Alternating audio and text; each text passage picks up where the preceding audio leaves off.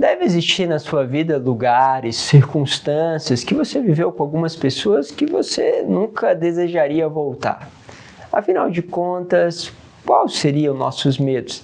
Será que nós poderíamos ter força para voltar aos lugares que foram lugares de morte para nós? Vamos falar um pouquinho sobre isso na meditação de hoje.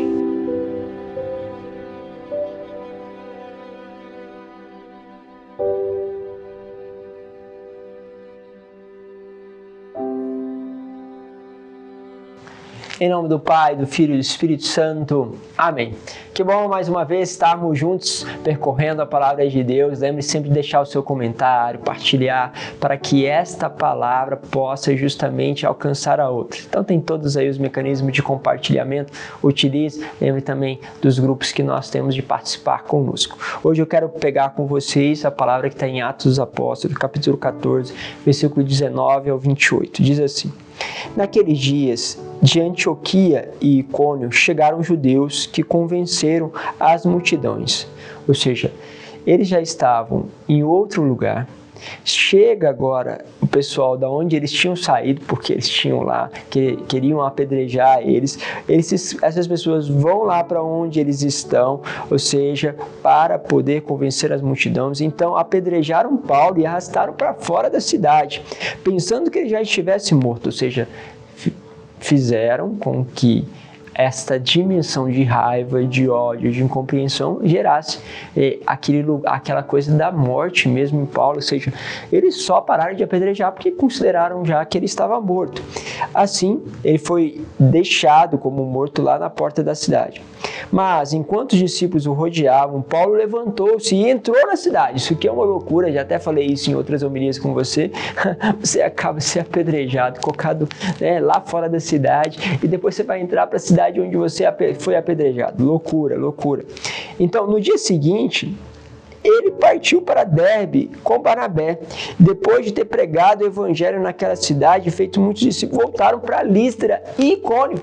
Lembra quem saiu lá da cidade deles para justamente convencerem outros a apedrejarem Paulo? Sim, lá de Icônio. Ele vai voltar para lá. E Antioquia, os dois lugares. Encorajando os discípulos e os exortando a permanecer firmes na fé e dizendo: é preciso que passemos por muitos sofrimentos para entrar no reino de Deus. E agora vocês entendem que a palavra de Paulo não é uma palavra qualquer.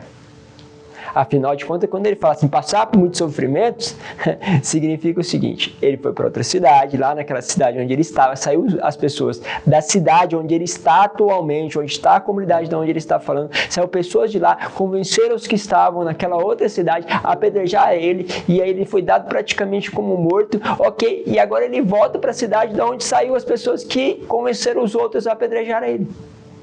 É uma loucura. Então, por isso, quando ele fala que precisamos passar por muitos sofrimentos, ele está dizendo como um testemunho. Provavelmente ainda com as marcas, que deve estar carregando no corpo as marcas do apedrejamento.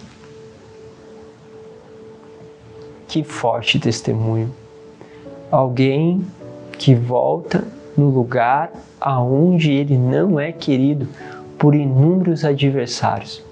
O que faz uma pessoa dessa enfrentar este medo? Porque, irmãos, se fosse nós iríamos tremer de medo. Provavelmente nunca voltaríamos ali. Provavelmente enviaríamos cartas, até acompanharíamos aquela comunidade, mas voltar àquele lugar onde as pessoas já tiveram a coragem de matar você, não é possível. A não ser que ele tenha mais medo de não fazer a vontade de Deus. Entende aqui a loucura? É que quando o amor vai crescendo em relação a Deus, existe um temor santo, que é o temor de não fazer aquilo que Deus nos pede. Então, se ele sente de cuidar pessoalmente daquela comunidade, se ele está sentindo de dar o testemunho àquela cidade, e ele não for porque tem medo daquilo que eles vão fazer, ele está com mais medo daqueles que matam o corpo do que o medo justamente de não fazer a vontade, de não responder a Deus, que justamente tem o poder de jogar a nossa alma no inferno. Olha, é muito interessante, mas veja a dinâmica. Muitas vezes Deus nos pede para voltar lá na nossa casa, que tem um monte de problemas. Pede para nós voltarmos a conversar com aquela outra pessoa que nos quis mal, que justamente fez coisas abomináveis contra nós, que nos mataram moralmente. E aí você vai lá conversar com aquela pessoa, não porque você quer, simplesmente, mas porque Deus está te pedindo para ir naquele lugar, naquela conversa, dialogar com aquela pessoa que para você representa uma morte, justamente porque existe um desígnio dele e um testemunho evangélico a ser dado. E isso Paulo faz muito bem. Os apóstolos designaram presbítero para cada comunidade e com oração e jejuns eles os confiavam ao Senhor em quem havia acreditado. Em seguida atravessaram a Pisídia, chegaram a Panfilha, anunciaram a palavra em Perge e depois desceram para Atalaia. Dali embarcaram para Antioquia, de onde tinham saído, entregues à graça de Deus para o trabalho que haviam realizado. Chegando ali, reuniram comunidade, contaram tudo o que Deus fizera por meio deles e como haviam aberto a porta da fé para os pagãos. E passaram então algum tempo com os discípulos. Palavra do Senhor. E ali começa mais uma longa caminhada de Paulo, de Barnabé, para que pudessem anunciar a palavra. Ou seja, fizeram aquilo, voltaram naquele lugar de morte, naquelas circunstâncias, anunciaram ali e depois começaram a anunciar em outros lugares, seguindo o caminho que Deus anunciara, que Deus propunha dentro do coração deles.